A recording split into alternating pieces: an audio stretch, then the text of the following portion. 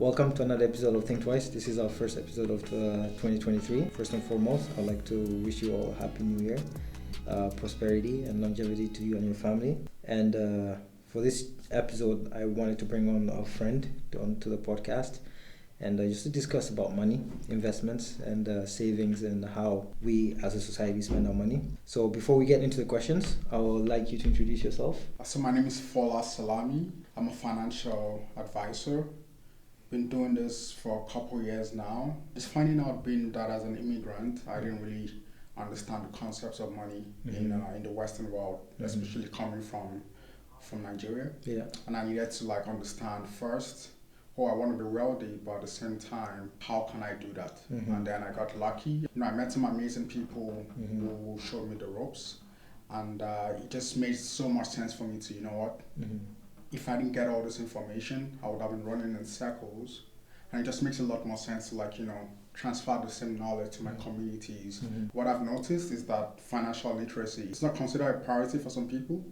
We go to school, learn all this knowledge, but one of the most important concepts, which is money, because it drives the economy, many people do not really have the knowledge about how to actually become financially independent. And that's why I do this, just to share the same knowledge that I've been able to get to transform people's lives through financial education. It's given me so much fulfillment since I've been doing this, and I'm just excited for this episode and for what's to come. Thanks, brother. Thank you.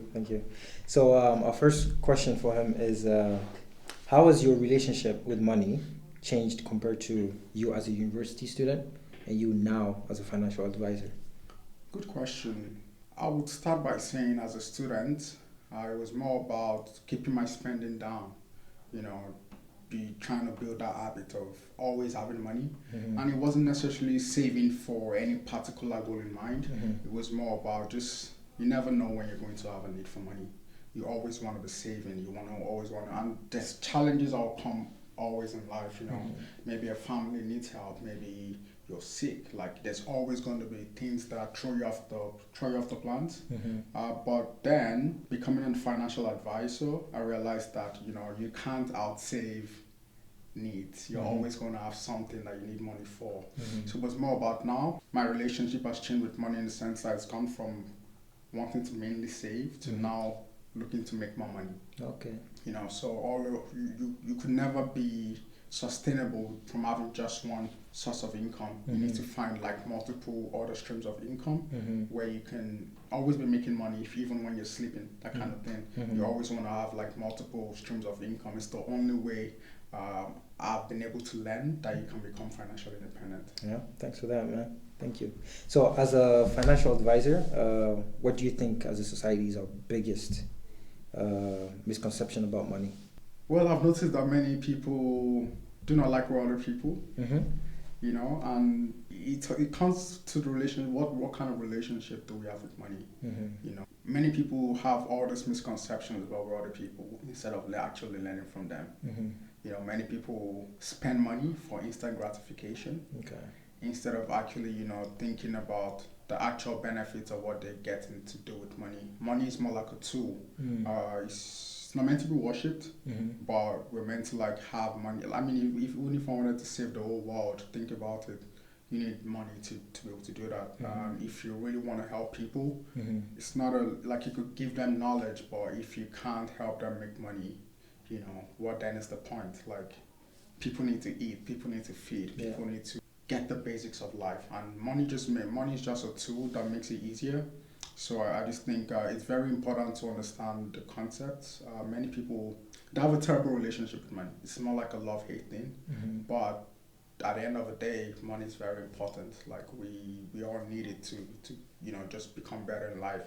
It's a tool that we can use to do things that give us fulfillment. But I think at the end of the day, many people relationship with money is all about the instant gratification instead of thinking about what the possibilities for the future really hold. Okay. And third question I have is that I always hear financial experts talk about debt, right? And within that mention of debt, I hear them talk about good debts and bad debts. So what is the difference? To be fair, I think debt is subjective. to why do you have the debt in the first place. My basic understanding of debt is if you're taking on debt that can help you, increase your net worth. It could be good debt. For example, if you bought a real estate property that can acquire more value over time, of course that's good debt. If you're taking on debt to sort of get an education, that is also in some way good debt. On the other hand, if you're spending or taking on debt for consumption, that's sort of a bad debt, because over time it's not gonna, for example, I take on debt to travel, right? When I'm back, I'm still gonna have to pay back that debt some way. Yeah, maybe I get a good experience out of it, but at the end of the day, it hasn't really generated any asset for me. There's no real return on that investment for me, or maybe purchasing a brand new car, depending on the situation. If it's a business owner purchasing a car, that they need for to run their business, it could be a good debt. But if someone is purchasing a new car and then it's more than their income already, how do they expect to then pay back that in the shortest time frame? So it's very subjective, but I think in simpler terms, debt that could help you increase your net worth is good debt. But debt on consumption that's not really going to generate any real return on investment could be seen as bad debt. And then my follow-up question is, what is your take on credit cards? Do you think we should spend money that we don't own with the hopes of tomorrow or in a week's time have the money to pay the banks back? What do you think? Yeah, so for debt or credit cards, actually, I have a credit card. Don't get me wrong. I'm not saying they're entirely bad, but it's all about what's your reason for having one. You're going to need sort of credit. You want to build credit. If you're in the Western world, at some point you want to be able to build credit because it shows the institutions that borrow us how credible we are in paying it back. But I like to advise people, if you're going to have a credit card, you also want to have an emergency fund. You don't want your credit card to be that emergency fund, because if you have a credit card, you're spending from it and then you don't really have the cash to pay it back. What does that end up in? It's a cycle of unending interest that you have to pay back. So credit cards aren't necessarily bad, but we need to just be very careful about how we use them. Many people don't even know that there are actual simple tricks that you could use to increase your credit score. So there's something called credit utilization. So basically, over time, you want to ensure that you're only utilizing about 30% of the credit. So for example, you have $1,000 credit card. You want to ensure that regardless, you're only staying to around $300 in consumption, because that's it's just something simple as that would help you increase your credit. But I noticed that most people, they put all their expenses on a credit card. It's more like I'm spending, expecting money in the future, but I don't really know that money is going to come. I think spending is a habit in general. So if you have good spending habits, there's nothing wrong with having a credit card. But if someone has like bad spending habits, where they just spend, I want to say reckless, but they just spend just whenever they want to, without any second thought to, do I really have a need for this right now? Then they could be liable to start racking up higher debt on their credit cards. Okay. With that being said, I'm thinking, if someone's watching this episode, right, and they hear all the knowledge that you've so far given us, and they think to themselves, why should I listen to him? What will be your answer to that? To be fair, they don't have to listen to me. I think that's, at the end of the day, everyone has an opinion. But what I can say is I'm surrounded by utter wealthy people. And I'm learning concepts from them that they have used to become wealthy. I try to learn from people who aren't even in my industry, but who have just been able to create a reasonable amount of wealth for themselves and their family. And that's the same knowledge I try to pass on to people. This is not just knowledge based on my opinion. It's just based on people's experiences. I don't want to make mistakes that people have made. So why not just have right role models, learn from them, learn from their mistakes as well. Practice what these people have done. Success always lives footprints. Mm-hmm. You know, it's easier to just follow those footprints than trying to do things on your own. So no one really has to listen to me. But what I can say is that, you know, if it's okay, you know, go find out other successful other people, learn from them, and you would notice that the same advice I give is pretty much similar to what I will give you. Yeah. Next question is, with the current market, right? Yeah. If someone comes to you and they want advice, financial advice on how to invest, let's say they have 1,000, Yeah. what would you recommend? To be fair, I wouldn't tell them anything to do the money first, because I think the first thing is to get them the right education. Right? What's your cash flow like? How much are you making on a monthly basis? How much are you spending? How much are you currently saving on a regular basis? You know, after we talk about that, I also want to know how much debt they have. You know, do you really want to be investing that $1,000, or is it better for you to go pay off a debt that might rack up interest over time? You know, but also that, do they have an emergency fund? Because if we invest the $1,000 and God forbid they had to take a trip as soon as possible, guess who they're gonna call for that $1,000 back? Me. So I need to know, oh, are you sure that you have an emergency fund? If something came up today and you needed money, would I be the first person you're calling, or do you have other means of income to sustain you between now and then? Also, we want to talk about, do they have the right protection in place? Okay. God forbid they fall sick. How am I going to pay back all that bill? You know, what if? And what I've noticed is that many people tend to then use GoFundMe's. They have to then raise funds to take care of themselves in situations like that. But ideally, there are simple things you could put in place to ensure that if something like that were to happen, you actually get like lump sum of cash to actually go take care of yourself just by having the right protection in place. And then it's all about them building wealth. Now, I guess if those foundational things are in place, we can then talk about, okay, let's talk about possible investments. How soon do you need this money back? Is it like a short-term or long-term investment? You know, that's a very also important factor before I recommend make any recommendations, because if I'm planning or if I'm recommending long-term investments for them, but they are going to need this money in 2 years, maybe my recommendation is not the right way to go. So I need to know what exactly their goal is. Is it a long-term investment or is it a short-term investment? So those are just some factors or some things we have to discuss before I can even make any recommendation to say, hey, this is what you could do with your first $1,000 you want to invest. But one also important component I like to tell people, it's less about how much you're investing, it's more about how long you're investing for. Okay. You don't want to invest once and then forget about it. Guess what? The market is always up and down. You know, it's all about taking advantage of the opportunities that are available. You know, the market will be up today, market will be down tomorrow.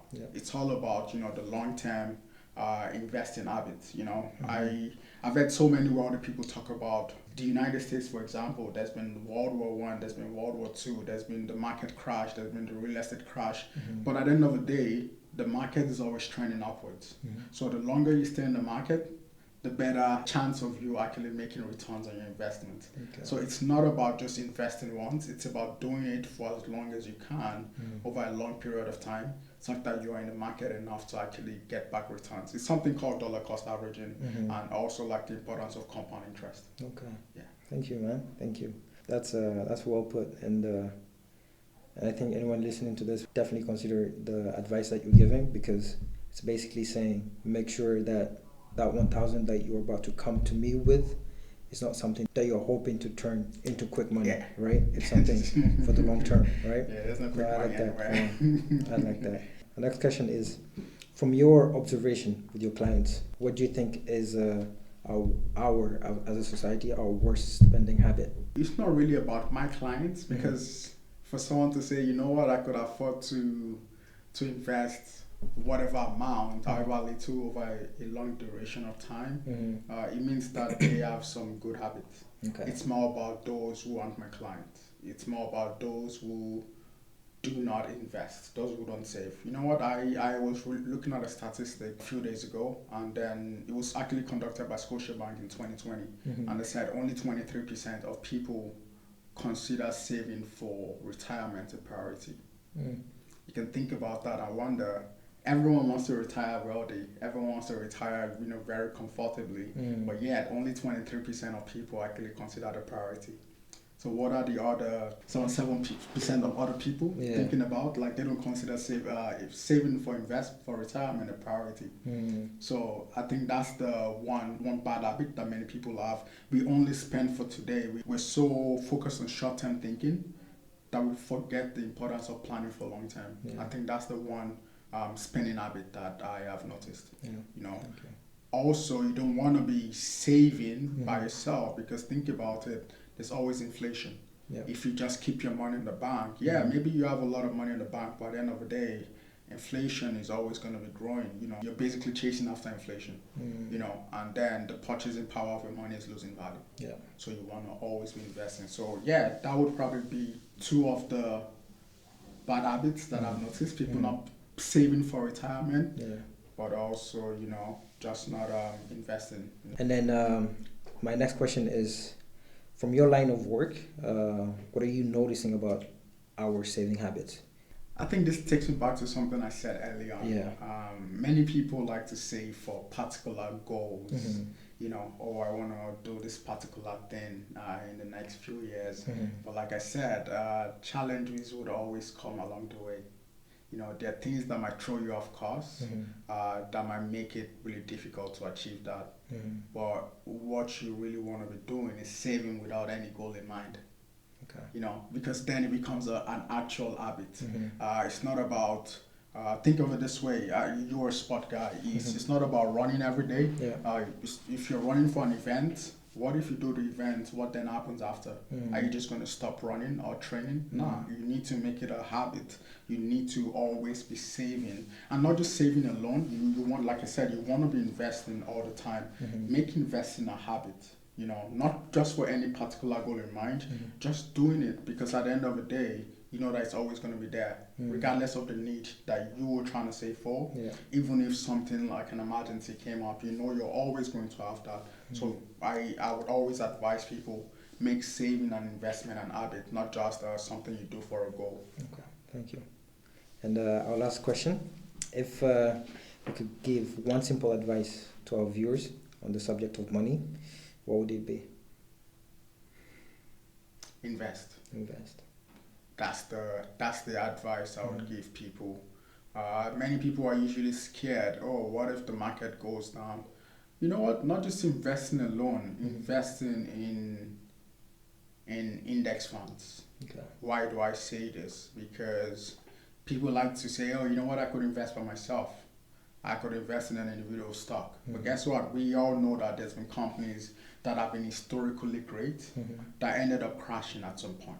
It's like being on an elevator that has just one cord that goes up and down. If that cord happens to snap, what happens? That could be very dangerous, But by investing in funds are basically a pool of stocks and probably bonds.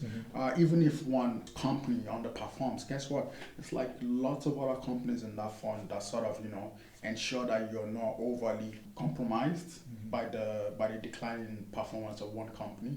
It's more like edging your bets in the right way. Many millionaires that I've listened to always tell you, hey, you know what? You want to be investing in funds, because at the end of the day, it's just safer. Especially when you're doing it for a long time. You want to ensure that you don't have the time to really be checking. I don't know many people that have 4 hours daily to be checking what each company is performing at. So if you want to edge your bets, ensure that your investments are as safe as possible. Do it in funds. I think that's the advice I would give people. Always be open to learning. Always be open to new things, because many people do not like change.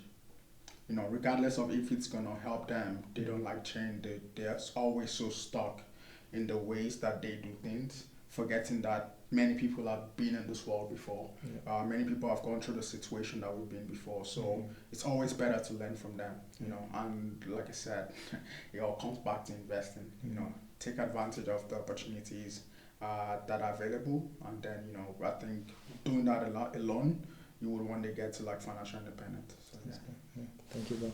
Thank you. Thanks so much for having me as well. Thank you, man.